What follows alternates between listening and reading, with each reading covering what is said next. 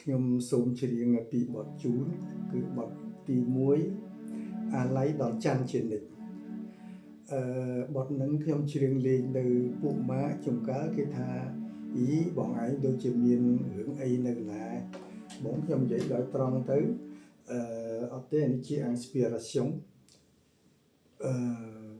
ខ្ញុំទៅលេងផ្ទះបងប្អូនដល់ពេលអីទេគេអង្គុយយើងខ្ញុំទៅអង្គុយឆ្ងាយពីគេទៅហើយដល់ពេលប្រលប់ពេលយប់ទៅឃើញប្រច័នរះឡើងហើយខ្ញុំមាន inspiration ថាបងខ្ញុំក៏តែងបត់ប្រច័នពីរូបពីរាងបើចុះខ្ញុំមានបត់អីដែរដល់តើបានចេញជាបត់នឹងមកបានជាប្រូលអីចឹងទៅហើយបត់នឹងពួកម៉ាក់ចូលចិត្តច្រើនខ្ញុំក៏ច្រៀងថារាត្រីនេះជាបរោះមួយដែលឃើញស្រីនឹងស្អាតហើយដូចថាមានឫកពីល្អគួរឲ្យរាប់អានគួរឲ្យស្រឡាញ់អញ្ចឹងហើយបរោះក៏មានបំដងថាដូចពេញចិត្តតាក់តងទៅរួមរយៈតែម្ដងឲ្យអស់ចិត្តឈប់គិតទៀត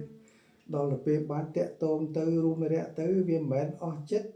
វារឹតជាប់ជំពាក់ខ្លាំងជាងមុនវាផ្អែមល្ហែមពេកក៏ចង់ជួបម្ដងទៀត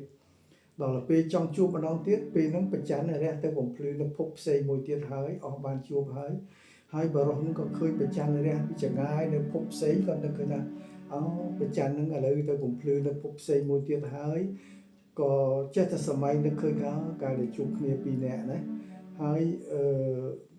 ដល់អញ្ចឹងទៅថាបរោះថាមិនដែលឃើញស្រឡាញ់តាណាអីនេះអញ្ចឹងទេទៅជាប់ជំពាក់ខ្លាំងបានជាខ្ញុំដាក់បទថាអាល័យដល់ច័ន្ទជានិច្ចណាបទទៅហើយបទមួយទៀតក៏ពេញនិយាយដែរ